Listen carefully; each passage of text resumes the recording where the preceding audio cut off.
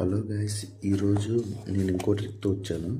Add డేస్కి ఎలా గుర్తుపెట్టుకోవాలి ఆడ్ డేస్ అనేవి చాలామంది మర్చిపోతుంటారు. ఆడ్ డేస్ అనేది ఎలాగన్నా అనేసి అడిగితే నేను వీడియో చేయడానికి వచ్చాను.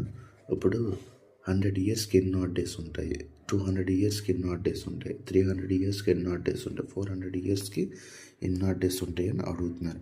ఇప్పుడు ఏం లేదన్న, ఇప్పుడు ఆడ్ డేస్ అనేసి అంటే ఏంటి? ఇప్పుడు కూడా ఆడ్ అంటే 1, 3, 5, 7, 9, 11, 13 ఇవే కదా ఆడ్ డేస్. వీటిలే కదా ఆడ్ డేస్ అంటారు, అది ఆడ్ నెంబర్స్ అని అంటారు. ఈ ఆడ్ నెంబర్స్ అనేవి ఆడ్ డేస్ అవుతాయి తప్పించింది, కానీ ప్రత్యేకించి ఏమి అవ్వవు కదా.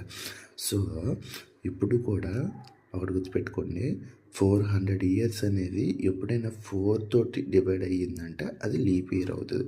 లీప్ ఇయర్లోని ఆడ్ డేస్ అనేవి 2 ఉంటాయి, కానీ అది లీప్ ఇయర్లోని ఇప్పుడు 234, 324 అని ఉందనుకోండి, అది లీప్ ఇయర్ అవుతుంది.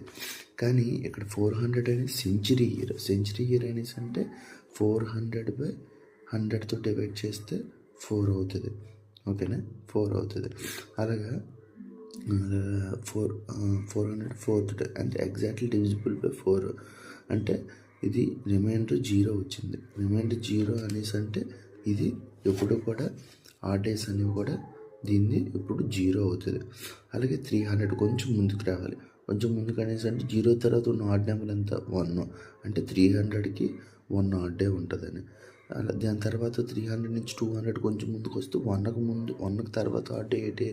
2 కాదు 3. అప్పుడు 3 ఆడ్ డేస్ ఉంటాయి. అప్పుడు 200 నుంచి 100కి వస్తే 3 తర్వాత ఏంటి ఆడ్ డే? 5.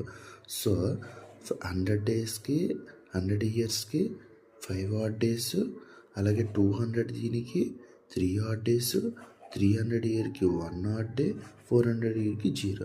సో ఇప్పుడు మీరు గుర్తుపెట్టుకోవాల్సిందే 100 ఇయర్స్కి 5 ఆడ్ డేస్, 200 ఇయర్స్కి 3 ఆడ్ డేస్, అలాగే 301కి అయితే 1 ఆడ్ డే, 300కి అయితే 1 ఆడ్ డే.